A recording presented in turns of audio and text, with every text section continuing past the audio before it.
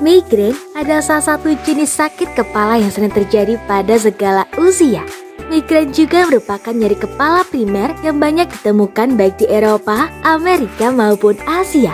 Berdasarkan studi populasi Litbangkes Kementerian Kesehatan Republik Indonesia, migrain memiliki prevalensi sebesar 22,4% di Indonesia.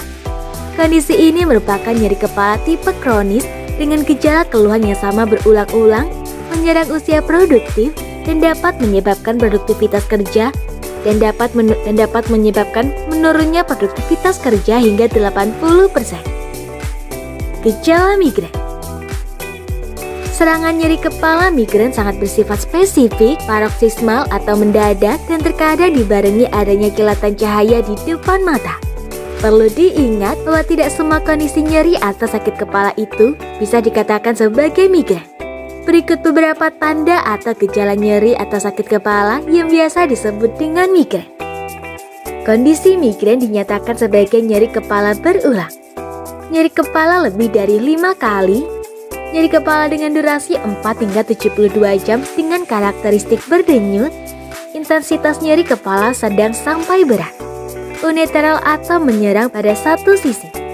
Nyeri kepala tambah sakit dengan aktivitas fisik. Nyeri kepala juga bisa disertai atau manifestasi mual, disertai sensitif terhadap cahaya dan suara. Migrain hanya dapat diobservasi oleh dokter yang memeriksamu baik sebelum maupun sesudah serangan nyeri kepala. Hal ini dikarenakan nyeri kepala memiliki prevalensi sebesar 90% di Indonesia dan jenis nyeri kepala ini beragam, tidak hanya migrain. Penyebab dan faktor risiko migrain. Ada banyak sekali penyebab dan pemicu terjadinya migrain. Adanya ketidakseimbangan neurotransmitter otak dapat menyebabkan migrain.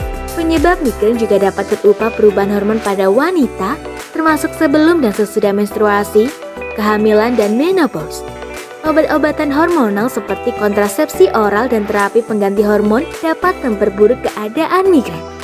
Berikut hal-hal yang dapat memicu migrain dari segi makanan yang dikonsumsi, yakni keju, makanan asin, makanan yang diproses atau ultraproses, pemanis aspartam, pemanis monosodium glutamate, minuman beralkohol, minuman berkafein. Ada pula aktivitas atau hal-hal eksternal di sekitar kita yang bisa saja menjadi pemicu terjadinya migrain, yakni stres di tempat kerja atau rumah, cahaya terang, silau matahari, suara keras, bau yang kuat, perubahan pada siklus tidur, perubahan lingkungan seperti cuaca. Faktor risiko timbulnya migrain lainnya yaitu riwayat keluarga dengan migrain. Usia yang mulai dewasa muda juga berisiko sampai puncaknya saat usia 30 tahunan.